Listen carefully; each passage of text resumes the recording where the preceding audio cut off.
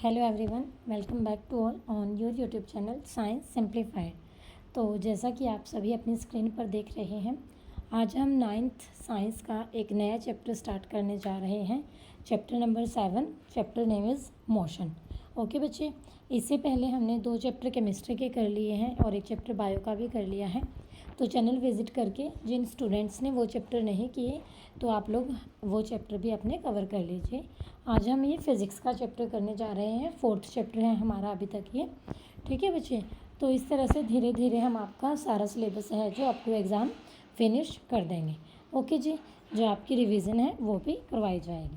ठीक है बच्चे, तो किसी भी सब्जेक्ट का कोई भी चैप्टर, कोई भी टॉपिक जब आप शुरू करते हो तो सबसे पहले जो मेन हेडिंग है या फिर जो मेन चैप्टर नेम है, जैसे उसका मीनिंग आपको प्रॉपरली क्लियर होना चाहिए, क्योंकि आपको पता होना चाहिए कि उसके अंदर हमने क्या क्या पढ़ना है। उसके अकॉर्डिंग ही जो आपका इंटरेस्ट है वो क्रिएट होता है। ओके बच्चे, जैसे सपोज़ आपने कहीं पर जाना है, ठीक है, आपने कोई बस पकड़नी है, तो सबसे पहले तो आपको पता होना चाहिए ना कि रूट कौन सा है। रूट जब आपको पता होगा तभी आप सही बस में, ट्रेन में या फिर मतलब गाड़ी का लगा लो, सही रोड पे आप लोग तभी चलोगे ना जब आपको रूट का आइडिया होगा। ठीक है, तो चैप्टर के नेम का जब मीनिंग क्लियर होगा तभी आपको पता होगा कि उस चैप्टर के अंदर हमने क्या क्या पढ़ना है। ओके बच्चे, तो जैसा कि मैंने आपको बताया कि ये हमारा फिज़िक्स का चैप्टर है। चैप्टर का नेम क्या है? मोशन।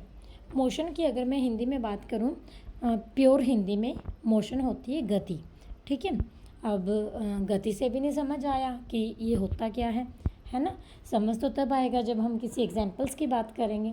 तो देखो, जैसे आप लोग हैं जो अभी एक पोजीशन में बैठे हुए हैं, है ना, आपके हाथ में फ़ोन है, लैपटॉप है, टैब है, कुछ भी है, और कुछ टाइम बाद क्या होगा, आपको प्यास लगेगी, आप उठ के अब किचन में गए, पानी पी के वापस आके बैठ गए। आप पहले बैठे थे, वो आपकी पोजीशन थी रेस्ट की। रेस्ट मतलब एक जगह पर बैठे हो आप। फिर आपने क्या किया, आप अपने बेड से किचन तक गए, आपने प्लेस है जो चेंज किया। प्लेस मतलब आपने अपनी जगह चेंज की है, जगह मतलब पोजीशन चेंज की साइंस की टर्म में। ठीक है, तो आपने पोजीशन चेंज की, अपने रूम से आप किचन तक गए। आपका रूम मान लो ए है, किचन आपकी बी है। ए टू बी गए, डिस्टेंस कवर कर लिया आपने ए बी। फिर आप किचन से वापस अपने रूम में आए हो, ठीक है, क्योंकि आपने क्लास लगानी है अपनी, तो बी टू ए, फिर आपने डिस्टेंस कवर की। तो उसके ड्यूरिंग जो आप वो गए हो, वापस आए हो, दैट इज़ कॉल्ड मोशन। उसको हम बोलते हैं मोशन। ठीक है, उसको हम बोलते हैं गति। अब यहाँ से कंक्लूज़न क्या निकलता है बच्चे? कंक्लूज़न ये निकलता है हमारे पास कि जब ऑब्जेक्ट की पोजीशन जो है चेंज होती है, ठीक है, एक जगह से दूसरी जगह पर जब वो मूव करता है, दैट इज़ कॉल्ड मोशन। तो मोशन का सिंपली मीनिंग है मूवमेंट। मोशन का सिंपली मीनिंग क्या है हमारे पास? मूवमेंट। ठीक है बच्चे, तो लेट्स स्टार्ट इट। मोशन वाले चैप्टर में हमने क्या क्या पढ़ना है? मोशन से रिलेटेड फैक्ट पढ़ेंगे हम, उसकी एप्लीकेशंस पढ़ेंगे, कुछ जैसे आपके फिजिस्टों ने फॉर्मूलेज दिए हैं, न्यूटन्स ने या फिर और जो भी हैं, तो उनके फॉर्मूले वगैरह करेंगे, उनको हम अप्लाई करना सीखेंगे, और डेली लाइफ में हम उनके कुछ एप्लीकेशंस है जो वो देखेंगे। ठीक है बच्चे, तो यहाँ पर जो आपका फर्स्ट पैराग्राफ है, पहले मैं वो एक्सप्लेन करती हूँ, मेरे साथ साथ आपने, जैसे मैंने एक्सप्लेन कर दिया, उसके बाद आपने रीड आउट करना है उसको, और आपने ये देखना है कि कहीं कोई ऐसा पॉइंट तो नहीं है कि आपको ना समझ आया हो। ठीक है, अगर नहीं समझ आता उसको अंडरलाइन कर लेना है साथ के साथ, और कमेंट बॉक्स में चेप देना है। ठीक है, मैं समझाऊंगी फिर आपको वो अच्छे से दोबारा। ठीक है बच्चे, तो देखो फर्स्ट पैराग्राफ में क्या लिखा है। यहाँ पर हमें सिंपली ये बताया है कि हमारी जो एवरीडे लाइफ है, वहाँ पर हम क्या देखते हैं कि कुछ तो ऑब्जेक्ट है जो एक जगह पर होते हैं टिके हुए, कुछ होते हैं जो चलते फिरते रहते हैं। ठीक है, फॉर एग्ज़ाम्पल जैसे कि एनिमल्स हैं। एनिमल्स कैसे? जैसे गांव में आप लोग देखते हो, भैंस वगैरह एक जगह बांध दी तो वो वहीं पे रहती हैं। और बर्ड्स हैं, जैसे बर्ड्स कभी एक जगह पे देखे हैं बैठे किसी ने? थोड़ा सा भी उनके पास डिस्टर्बेंस हो जाए, मान लो बैठा है बर्ड, आप चले गए, वो एकदम तभी उड़ जाएगा, है ना। वो मोस्टली मोशन में होते हैं। ठीक है बच्चे, तो बर्ड्स फ्लाई, फिश स्विम। ठीक है, फिश की बात की है यहाँ पे। अच्छा, हमारी बॉडी के अंदर है जो सिस्टम सेल्स का, नर्व्स का, वहाँ पर भी हम मोशन का कॉन्सेप्ट है जो अप्लाई करते हैं। कैसे अप्लाई करते हैं? जैसे हमारे पास क्या होता है, ब्लड है जो फ्लो करता है वेंस और आर्टरीज में, है ना। ये बात इतनी तो सबको पता है ना, नॉर्मल सी बात है। ये तो हमारी बेसिक साइंस आनी बहुत ज़रूरी है, तो ये बेसिक साइंस ही है बच्चे, ठीक है। और दूसरा हम अगर उसमें बात करें माइक्रो लेवल पे, माइक्रो मतलब छोटे स्केल पे अगर हम बात करें, तो जैसे आपका ये एटम्स, मॉलिक्यूल, प्लैनेट वगैरह, प्लैनेट ये आपका मैक्रो में आ जाएगा, वैसे गैलेक्सी का पार्ट हो गया ना एक, ठीक है। तो ये हमारे सभी किस में होते हैं, मोशन में होते हैं, ठीक है बच्चे। तो हम कब कहते हैं कि ऑब्जेक्ट है जो मोशन में है, जैसा कि जब चैप्टर स्टार्ट किया मैंने आपको बताया था, आपका ही एग्जाम्पल देखें, ठीक है, कि जब ऑब्जेक्ट की पोजीशन है जो चेंज होती है उस टाइम हम बोलते हैं कि जो हमारा ऑब्जेक्ट है वो क्या है, मोशन में है। हमारा ऑब्जेक्ट क्या है बच्चे, वहाँ से हम क्या बोलते हैं, फिर वो मोशन में है, ठीक है बच्चे। तो हमारे पास यहाँ से कंक्लूज़न क्या निकलता है, हमारे पास ये हम यहाँ पे बोलेंगे कि मोशन है जो, वो हम डिफ़ाइन करते हैं on the basis of change in position of the object, ठीक है। ऑब्जेक्ट की पोजीशन है जो हमारी चेंज होती है उसको हम बोलते हैं motion. Motion mean simply movement, गति होना, ठीक है बच्चे। अच्छा, कई बार तो हमें डायरेक्ट पता चल जाता है कि हाँ मोशन हो रही है, मूवमेंट हो रही है, हमने बोल दिया वो मोशन है, ठीक है जी। कई बार हमें जो मोशन है ना इनडायरेक्ट वे से होती है, कई बार मोशन हमें वो डायरेक्ट दिखाई नहीं देती, ठीक है। उसका जो एविडेंस है जो वो कुछ और तरीके से होते हैं। जैसे फॉर एग्जांपल एयर की मोशन की बात करें तो सबसे पहले तो आप लोग यही बोल दोगे हमें तो एयर दिखाई ही नहीं देती, तो हम कैसे देखेंगे कि एयर की मोशन, मतलब हम कैसे पता लगाएंगे। तो आपने देखा है कभी जब बहुत तेज़ मतलब आंधी तूफान आता है, और आजकल तो बहुत चल रहा है ये, है ना, आंधी तूफान।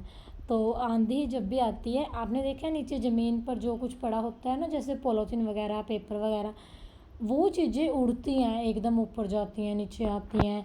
पेड़ों की लीव्स हैं जो पेड़ टूट जाते हैं, तो वो क्यों हो रहा है भाई, सोचा है कभी। तो वो एयर है जो मोशन में है, उसकी मोशन का इफेक्ट ही तो है उनके ऊपर। डस्ट पार्टिकल की मूवमेंट होती है, लीव्स की होती है, ट्रीज़ की ब्रांचेज हैं जो मूव करती रहती हैं, ठीक है बच्चे। तो ये सब से हमें पता चलता है कि हमारी जो एयर है वो किस में है, हमारी एयर मोशन में है, ठीक है जी। उसके बाद यहाँ पर एक कॉन्सेप्ट और है आपका इस पैराग्राफ के अंदर, जिसे हम बोलते हैं सनराइज़ होना। सुबह सूर्य निकलता है, सभी ने देखा है, सनसेट होना। तो ये क्यों होता है, वैसे तो जो इसका प्रॉपर कॉन्सेप्ट है आप 10th क्लास में भी पढ़ोगे जाके, ठीक है। आपके पास एक चैप्टर आएगा वहाँ पर रिफ्लेक्शन एंड डिफ्रैक्शन वाला आएगा, उस चैप्टर में आप ये कॉन्सेप्ट है जो पढ़ोगे, ठीक है बच्चे। एक और आएगा वो ह्यूमन आई वाला, कलरफुल वाला, उसमें भी आते हैं, उसमें आए ये कंसेप्ट आपके स्कैटरिंग का फिनोमिना आता है, ठीक है। डिटेल तो इसकी वहाँ पर है, लेकिन यहाँ पर 9th क्लास में आपने क्या बताना है, हमारे पास जो ये फिनोमिना होते हैं सनराइज, सनसेट या फिर सीज़न चेंजिंग की अगर हम बात करें, जैसे अभी थोड़ी गर्मी है, ठीक है, बरसात हो जाएगी, फिर सर्दी आ जाएगी 2-3 मंथ बाद, तो ये सीज़न चेंजेस हैं। तो ये सब क्यों होते हैं, ये होते हैं हमारी जो अर्थ होती है वो मोशन में होती है, ठीक है, अर्थ के मूवमेंट की वजह से होते हैं। अब आप मुझे ये बताओ, आपने कभी अर्थ को मूव करते देखा है ना, क्वेश्चन बड़ा ही स्ट्रेंज। अब आप तो ये कहोगे कि नहीं हमने तो अर्थ को मूव करते नहीं देखा, अगर अर्थ मूव करती तो हम भी मूव ना करते साथ में। तो अर्थ सिर्फ इतने से ही नहीं है कि जितनी जगह में आप बैठे हो, ठीक है। अर्थ जो है हमारी बहुत वास्ट है, बहुत लार्ज स्केल में है, आपके ऊपर तो उसका जो एवरेज इफेक्ट है वो 0 हो जाता है, ठीक है बच्चे। तो ये हमारे पास अर्थ के मूवमेंट की वजह से होता है, ठीक है। और डायरेक्टली वो जो अर्थ की मोशन है उसको हम रिसीव नहीं कर पाते, यानी कि उसको हम समझ नहीं पाते, ठीक है बच्चे। उसके बाद नेक्स्ट है जो हमारे पास यहाँ पे, तो कोई भी ऑब्जेक्ट है जो वो हमारे लिए मूविंग कब होते हैं, जब हम बोलते हैं कि उसने क्या किया, पोजीशन है जो उसकी चेंज हुई है, ठीक है। अब कई बार क्या होता है, एक पर्सन के लिए वो मूविंग होता है और दूसरे के लिए वो स्टेशनरी होता है। स्टेशनरी वर्ड मैंने यहाँ यूज़ किया है, तो स्टेशनरी वर्ड का मीनिंग होता है रेस्ट पे होना, ठीक है ना। देखो कितना इंटरेस्टेड ये, एक के लिए तो मोशन में है और एक के लिए रेस्ट पे है, एक ही बंदे की 2-2 पोजीशन हमने डिफ़ाइन कर दी। तो ये कैसे होता है, तो ये तो मतलब आप सभी ने एक्सपीरियंस किया है, देखो कैसे किया है, ध्यान से सुनना इसको। जैसे ना मूविंग बस है या फिर मूविंग कार है, तो उसके अंदर जो पैसेंजर बैठे होते हैं, ठीक है, उनके लिए जो आपने देखा है कभी आप कार में होते हो तो ऐसे ना बाहर अपना फेस करके देखना, थोड़ा सा मिरर में से मतलब ग्लास में से देखना, आपको क्या लगेगा जो रोड के साइड में ट्रीज़ है ना वो पीछे पीछे चलते जा रहे हैं और हम आगे बढ़ते जा रहे हैं। ऐसा ही लगता है ना, कभी नहीं देखा तो अब देखना ध्यान से। जो ट्रीज़ हैं वो अपीयर होंगे आपको मूविंग बैकवर्ड, और क्योंकि आप फॉरवर्ड मूव कर रहे हो वहाँ पे, ठीक है। और एक पर्सन जो वहाँ रोड के पास खड़ा है उसके लिए वो ट्रीज़ रेस्ट में है, ठीक है बच्चे, और आप उसके लिए मोशन में हो और आपके लिए आप रेस्ट में हो क्योंकि आप एक पोजीशन पर बैठे हो। तो होगी है ना, यहाँ दो दो केस डिफ़ाइन कर लिए ना हमने, जैसे ट्रीज़ के ही कर लिए हमने डिफ़ाइन। ओके बच्चे, तो वो पैसेंजर जो इनसाइड द बस है वो क्या करता है, उसके जो मतलब साइड में जो पैसेंजर खड़े हैं उसके लिए वो रेस्ट पे होते हैं, ठीक है। तो इस ऑब्जर्वेशन से हमें क्या पता चलता है, यहाँ से हमें पता चलता है कि जो मोशन का कॉन्सेप्ट है उसको समझना इतना भी सिंपल नहीं है, ठीक है, और इतना मुश्किल भी नहीं है। मैं ये भी बता दूं आपको, इन्होंने तो वैसे लिख दी फर्स्ट लाइन कि मोस्ट मोशंस आर कॉम्प्लेक्स। कोई कॉम्प्लेक्स नहीं है मोशन, अगर आपको वो समझ आ जाती है तो हर एक कॉम्प्लेक्स जो कॉन्सेप्ट होता है वो सिंपल बन जाते हैं, ठीक है बच्चे। तो जैसे मोशन की अगर हम टाइप की बात करें कि मोशन कैसे कैसे होती है, तो देखो बच्चे कुछ तो जो ऑब्जेक्ट होते हैं वो मूव करते हैं स्ट्रेट लाइन में, स्ट्रेट लाइन मतलब सीधा मूव करना, ठीक है बच्चे। और दूसरे हैं जो वो सर्कुलर पाथ में मूव करते हैं, सर्कल के अलोंग मतलब सर्कुलर मोशन, ठीक है। कुछ होते हैं रोटेट करते हैं, रोटेट भी घूमना ही होता है एक तरीके से, एंड कुछ होते हैं वाइब्रेट करते हैं। वाइब्रेट का मीनिंग क्या होता है, जैसे आपका फ़ोन है, फ़ोन वाइब्रेशन पे लगा होता है, कई बार बेल पे नहीं लगा होता, तो फ़ोन आता है किसी का तो फ़ोन कैसे वाइब्रेट करता है, एक ही पोजीशन पे टू एंड फ्रो होता है, वो आगे पीछे होता रहता है, दैट इज़ कॉल्ड वाइब्रेशन, ठीक है बच्चे। तो स्ट्रेट लाइन मोशन हो सकती है, सर्कुलर पाथ हो सकता है, रोटेशन हो सकती है, वाइब्रेशन हो सकती है। तो इतने टाइप की मोशंस हैं जो हम यहाँ पर पढ़ेंगे। सबसे पहले हम यहाँ पे ये सीखेंगे मोशन के ऑब्जेक्ट है जो स्ट्रेट लाइन के अलोंग, ठीक है बच्चे। और हम यहाँ पर ये भी देखेंगे कि मोशन है जो उसको हम इक्वेशन में कैसे एक्सप्रेस करते हैं। देखो होगा ना बहुत इंटरेस्टेड, इक्वेशन भी सीख जाओगे आप बनाना, ठीक है, ग्राफ भी सीखेंगे हम बनाना, और उसके बाद हम सर्कुलर मोशन को डिस्क्राइब करेंगे। तो अब आपको पता चल गया ना चैप्टर में क्या क्या करना है हमने, सो ईजी है ना। अब यहाँ पे ना एक दो एक्टिविटी दे रखी है आपको, आपने बताना है ये आपको मतलब कैसा वो होता है। Discuss whether the walls of your classrooms are at rest और इन मोशन। कितनी कॉमन सी बात है, बताओ भाई, दीवारें जो आपकी उसकी रूम की वो रेस्ट पे है या मोशन में है, तो एक ही जगह है ना, वो पोजीशन तो नहीं उनकी चेंज हो रही, तो हम क्या बोलेंगे कि वो रेस्ट पे हैं। सेकंड जो इन्होंने दी है वो क्या दी है, have you ever experienced that the train in which you are sitting appears to move while it is at rest. ठीक है, आपने कभी ये एक्सपीरियंस किया है कि जिस ट्रेन में आप बैठे हो तो वो चलती है या फिर वो रेस्ट पे होती है। आप तो रेस्ट पे होते हो, देखो आप तो एक जगह पे हो, बैठे हो एक ही सीट पे, फिर आप एक जगह से दूसरी जगह पहुंच कैसे जाते हो, वो आप तभी पहुंच जाते हो क्योंकि ट्रेन है जो आपकी मोशन में होती है। तो ये डिस्कस करना है, अपना एक्सपीरियंस शेयर करना है। कहाँ शेयर करोगे, चैनल का एक कमेंट बॉक्स होता है वहाँ शेयर करना है, ठीक है बच्चे। अब उसके बाद इन्होंने बताया थिंक एंड एक्ट, मतलब सोचो और बताओ, एक्ट करो, ठीक है। तो ये बोल रहा है यहाँ पर, जैसे ऑब्जेक्ट की कई बार ऐसी मोशन होती हैं जो हमें ख़तरे में डाल देती हैं, ठीक है। स्पेशली जो मोशन होती है जैसे फ्लड जब आते हैं, बाढ़ आती है जब नदियों में, ठीक है, और सुनामी वगैरह आती है जब, ठीक है, तो उस केसेस में जो मोशन होती है इरेटिक मोशन होती है। इरेटिक मतलब जिसकी कोई डायरेक्शन नहीं होती, ठीक है बच्चे, जो रेगुलर नहीं होती, एकदम से आना, रैंडमली आना, एंड वो अनकंट्रोल्ड भी होती है। ओके जी। दूसरी तरफ जो कंट्रोल मोशन होती है वो हमारे पास उसका हमें मतलब आइडिया होता है, तो उसका सोल्यूशन भी होता है और उसको हम यूटिलाइज़ भी करते हैं। जैसे हमारे पास कंट्रोल्ड मोशन है जो ह्यूमन बींग्स है जो उसका यूज़ करता है किसमें, हाइड्रो इलेक्ट्रिक पावर में, ठीक है बच्चे। तो अब हमें ये भी समझना है कुछ ऑब्जेक्ट की इरेटिक मोशन, कुछ की कंट्रोल्ड मोशन, ओके बच्चे। उसके बाद नेक्स्ट देखो हमारे पास यहाँ पे डिस्क्राइबिंग मोशन, यानी कि मोशन को ही और ज़्यादा डिस्क्राइब करेंगे और अच्छे से हम मोशन की बात करेंगे, ठीक है जी। तो हमारे पास हम कैसे डिस्क्राइब करेंगे मोशन को, जैसे मैंने आपको बोला था कि आप सपोज़ अपने बेडरूम में बैठे हो, पढ़ रहे हो, ठीक है बच्चे। तो वो जो आपका पढ़ना है या फिर जो मैंने एक लोकेशन फ़िक्स कर दी आपकी बेडरूम, तो बेडरूम एक पॉइंट ऑफ रेफरेंस ले लिया है ना मैंने आपके लिए कि एक फ़िक्स पॉइंट है वो, ठीक है, और वो मैंने रेफ़र कर दिया आपकी पोजीशन के लिए। तो हम जब किसी एक पॉइंट को स्पेसिफाई कर देते हैं, रेफ़र कर देते हैं किसी पर्टिकुलर सिचुएशन के लिए, तो उसको हम उस टाइम पर बोलते हैं रेफरेंस पॉइंट। क्या बोलते हैं बच्चे हम उसको? Reference point. तो हम यहाँ पर डिस्क्राइब करेंगे एक मतलब ऑब्जेक्ट की लोकेशन सबसे पहले रेफरेंस पॉइंट से। फिर हम एक एग्जांपल लेते हैं। हम अज्यूम करते हैं जैसे मतलब गांव में जो स्कूल है, रेलवे स्टेशन से वो 2 किलोमीटर नॉर्थ की साइड है, ठीक है।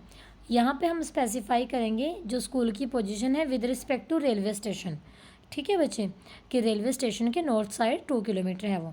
तो इस एग्जांपल में हमने क्या लिया, रेलवे स्टेशन एक फ़िक्स पॉइंट कर लिया ना, तो रेलवे स्टेशन जो पॉइंट हम फिक्स करते हैं उस फिक्स पॉइंट को ही हम क्या बोलते हैं? रेफरेंस पॉइंट बोलते हैं। क्या बोलते हैं हम उसको? रेफरेंस पॉइंट, ठीक है बच्चे। रेफरेंस पॉइंट हम अपने उसके जहाँ हमें इजी लगता है उसके अकॉर्डिंग चूज़ कर सकते हैं, अपने कन्वेंस के अकॉर्डिंग। तो अगर हमने ऑब्जेक्ट की जो पोजीशन है डिस्क्राइब करनी होती है तो हमें एक रेफरेंस पॉइंट की ज़रूरत पड़ती है, और उसी रेफरेंस पॉइंट का सेकेंडली हम क्या नाम देते हैं? That is called origin. That is called origin. Pure Hindi में मैं बात करूँ, ओरिजिन होता है जो स्टार्टिंग का पॉइंट होता है, प्रारंभिक पॉइंट होता है किसी भी मोशन का। ओके बच्चे, तो ये था हमारे पास मोशन के बारे में। अब हम बात करेंगे motion along a straight line. सबसे पहले हम यही बात करेंगे motion along a straight line, ठीक है बच्चे। तो सबसे सिंपल टाइप की मोशन है जो यही होती है, ठीक है। जैसे आपने क्रिकेटर को क्रिकेट खेलते देखा है, तो जो बॉलर होता है बॉल को स्ट्रेट लाइन में फेंकता है, और जो आपका बैट्समैन होता है वो भी जब एक बार हिट करता है पहले स्ट्रेट लाइन की तरफ ही करता है, फिर वो अपने शॉट उठाता है इधर उधर, ठीक है। उस मोशन को हम बोलते हैं स्ट्रेट लाइन मोशन। तो हमारे पास क्या है, हम कंसीडर करेंगे मोशन है जो किसी ऑब्जेक्ट की स्ट्रेट पाथ के अकॉर्डिंग। जैसे हमने यहाँ नीचे देखो डायग्राम में ओ पॉइंट लिखा है, ओ इज़ ओरिजिन, इसीलिए हमने इसको ओ से लिखा है। रेफरेंस पॉइंट है ये आपका, ठीक है। Let A B and C represent the position of the object at different instants. A B C हमारे पास क्या है, पोजिशन है ऑब्जेक्ट की अलग अलग इंस्टेंट पे, ठीक है। ए हमने ले लिया जैसे ये देखो 60 के पास, बी हमने लिया है यहाँ 35, सी हमने लिया है यहाँ 25, ठीक है। अब ऑब्जेक्ट आपका क्या करेगा, ओरिजिन से जाके ए पॉइंट पर बी और सी के थ्रू वापस आ जाएगा, ठीक है। पहले तो वो ओ से गया है ए तक, अब क्या किया उसने, वो वापस आ गया। तो देखो 60 किलोमीटर तक वो गया था, ठीक है। 60 से फिर 25 किलोमीटर बी तक पहुंचने में लगे हैं ना उसको, तो यहाँ तक कितना हो गया 85 किलोमीटर। तो मैग्नीट्यूड ऑफ डिस्प्लेसमेंट हमारे पास क्या हो गया यहाँ से 35 किलोमीटर। 35 ये उसकी बी पॉइंट की उसकी बात करना है। और पाथ लेंथ है जो हमारे पास कितनी है, पाथ लेंथ है हमारे पास यहाँ पर 85, ठीक है बच्चे। यहाँ पे ना ये बोल रहा है, ये बात ध्यान से सुनो एक बारी, उसने बोला है कि एट फर्स्ट स्टार्टिंग में object move through C and B and reaches A.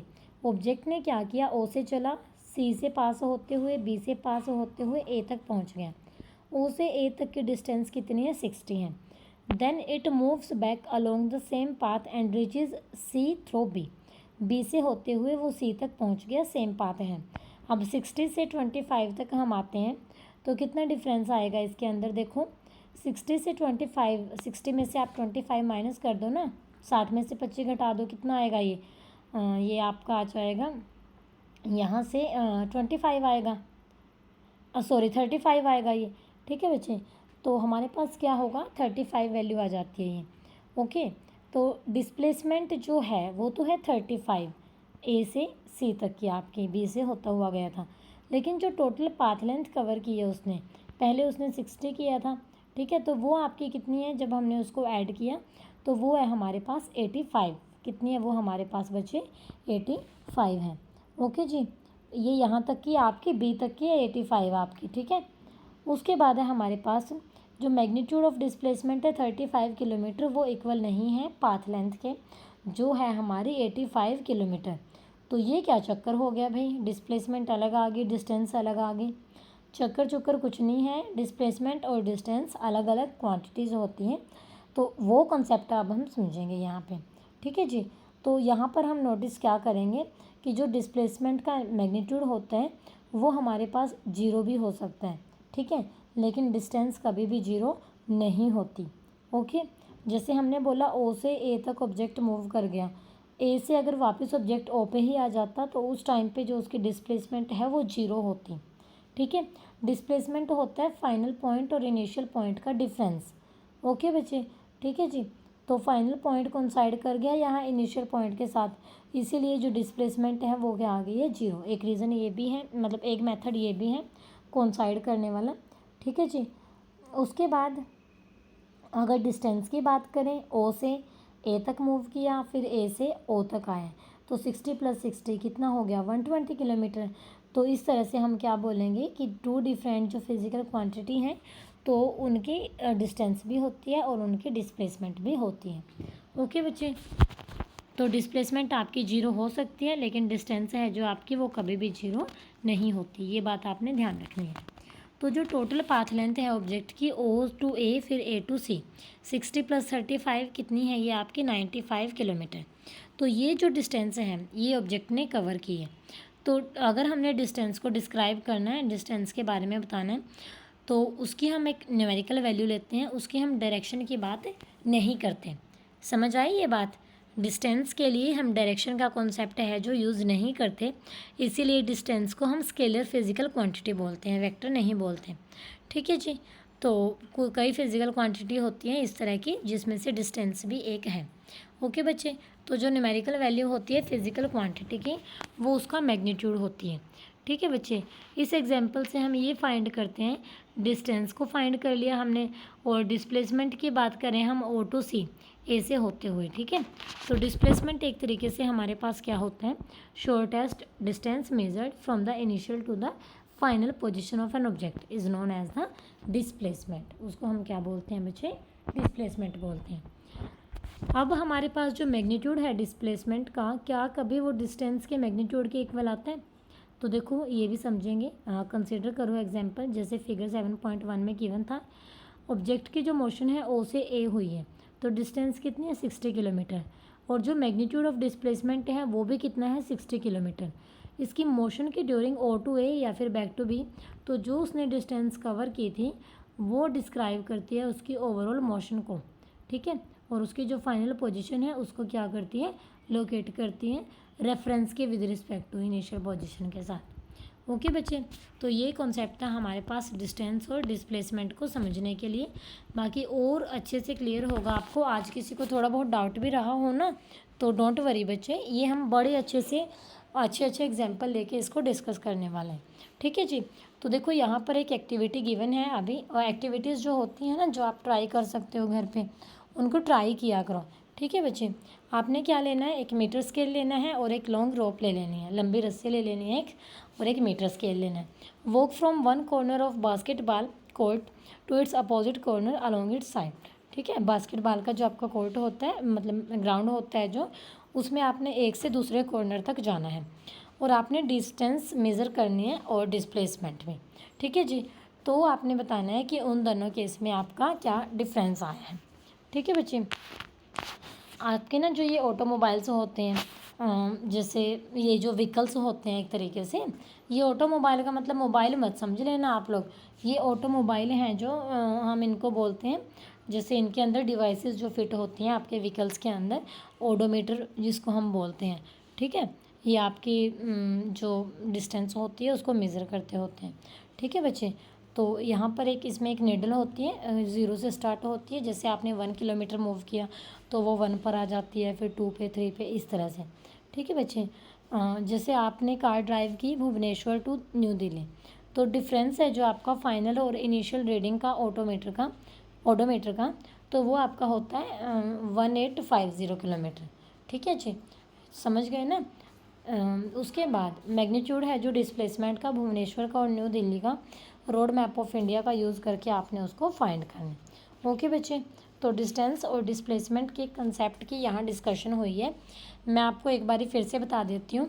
Distance तो होता है हमारा जो टोटल पाथ लेंथ कवर की है, ए से बी गए, बी से सी गए, सी से डी गए, सपोज फिर डी से बी आ गए, उन सभी को आपने जोड़ते जाना है, ऐड करते जाना है।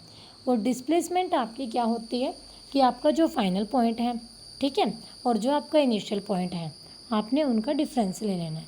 आपने क्या करना है, फाइनल और इनिशियल पॉइंट का डिफरेंस ले लेना है, क्योंकि डिस्प्लेसमेंट आपकी एक तरीके से शॉर्टेस्ट डिस्टेंस होती है बिटवीन 2 पॉइंट्स। ठीक है बच्चे, तो ये आपका डिफरेंस होता है डिस्टेंस और डिस्प्लेसमेंट के बीच में। डिस्टेंस में हम सिर्फ मैग्नीट्यूड की बात करते हैं। डिस्टेंस में कोई मायने नहीं करता कि कहाँ से जाके कैसे वापस आए हैं। डिस्प्लेसमेंट में ये चीज़ पूरी वैल्यू रखती है। ठीक है, मतलब बहुत इम्पोर्टेंट है ये कंसेप्ट है जो डिस्प्लेसमेंट के अंदर डायरेक्शन का। और आप आगे हायर क्लासेस में जाके पढ़ोगे, हमारे पास 2 टाइप के वो होते हैं। एक है जो आपकी डायरेक्शन पे डिपेंड करते हैं, एक नहीं करते। ठीक है बच्चे, उनको आप फर्दर डिफाइन करोगे आप स्केलर वेक्टर की फॉर्म में। ओके जी, ये आज की क्लास में फिर क्वेश्चन आए हैं। कुछ होता है ना आपके इन टेक्स्ट क्वेश्चन आते हैं टेक्स्ट के बीच में, तो यहाँ पर है हमारे पास, जैसे इन्होंने फर्स्ट क्वेश्चन गिवन कर रखा है, an object has move through a distance. Object है कोई, किसी डिस्टेंस से मूव कर रहा है। Can it have zero displacement. तो अभी ऊपर हमने ये डिस्कस किया था ना कि डिस्प्लेसमेंट जीरो हो सकती है लेकिन डिस्टेंस जीरो नहीं हो सकती। तो डिस्प्लेसमेंट हो सकती है जीरो। इफ़ यस, यदि हाँ, spot your answer with an example. तो आप बता दो कि ऑब्जेक्ट है ए टू बी गया, वापस बी टू ए आ गया, फाइनल पॉइंट क्या है, ए पे ही आके रुका, स्टार्ट कहाँ से किया था, ए से ही किया था। डिस्प्लेसमेंट क्या होगी, ए माइनस ए ज़ीरो हो जाती है। ठीक है बच्चे, वैसे मैं आपको ये क्वेश्चन एक क्लास फर्दर लूँगी, उसमें करवा दूँगी। ये तो थोड़ा सा मैं आपको बता रही हूँ, ये मत सोचना कि मैम ने हमें बताया नहीं कि नोटबुक कैसे बनानी है। ठीक है, मैं आपकी 2 क्लास लेती होती हूँ चैप्टर पूरा होने के बाद भी। एक क्लास होती है आपकी इन टेक्स्ट क्वेश्चन आंसर की, एक क्लास होती है आपकी एंड टेक्स्ट क्वेश्चन आंसर की। ठीक है बच्चे, तो इस तरह से आपकी नोटबुक है जो वो बनवाई जाती है। ओके, ताकि आपके फिर कोई क्लास टेस्ट होता है या फिर फाइनल एग्ज़ाम होते हैं, उस टाइम पे आपको जैसे फटाफट रिवीजन करनी होती है, वीडियो चलाई और उसको देख लिया। ठीक है जी। अच्छा, अब सेकंड क्वेश्चन देखो बच्चे यहाँ से, a farmer move along the boundary of a square field of side. अच्छा, मैं फिर ही करवा दूँगी ना, या तो फिर है ना, आसान ही है, मतलब इतना कुछ नहीं है। कल की क्लास में हम ये करेंगे uniform motion and non uniform motion. बहुत ज़्यादा इंटरेस्टेड चैप्टर है ये और बहुत इजी भी है ये। अगर इसको ध्यान से करते हो ना तो ये बहुत इजी है, फिज़िक्स बहुत इजी है सच में। ठीक है बच्चे, बस बात ये है कि आप कंसंट्रेशन कितनी कर रहे हो वहाँ पर। ओके, आपकी कंसंट्रेशन आपकी टाइमिंग पे बात है। ऐसे किया करो, चाहे आप 10 मिनट क्लास देखो, लेकिन 10 के 10 मिनट आपका ध्यान मेरी साउंड पे होना चाहिए, अपने यहाँ PDF पे होना चाहिए कि मैम क्या बोल रहे हैं, यहाँ क्या लिखा है। और ये नहीं होता कि क्लास लगाई, मैंने क्लास ख़त्म की, आपकी भी होगी, रख दिया, मतलब फ़ोन वगैरह अपना या बुक वगैरह बंद की और चल दिए बाय बाय। ये क्लास लगाना नहीं होता। क्लास लगाने का मीनिंग होता है बच्चे, मेरी क्लास आपने सुनी, अपनी बुक लो, बुक में वो पैराग्राफ रीड करो जो मैंने करवाया है। अगर वो आपको अच्छे से समझ आ रहा है ना, तो वो एक्चुअल मीनिंग है आपका कि वो आपने अच्छे से सुना था।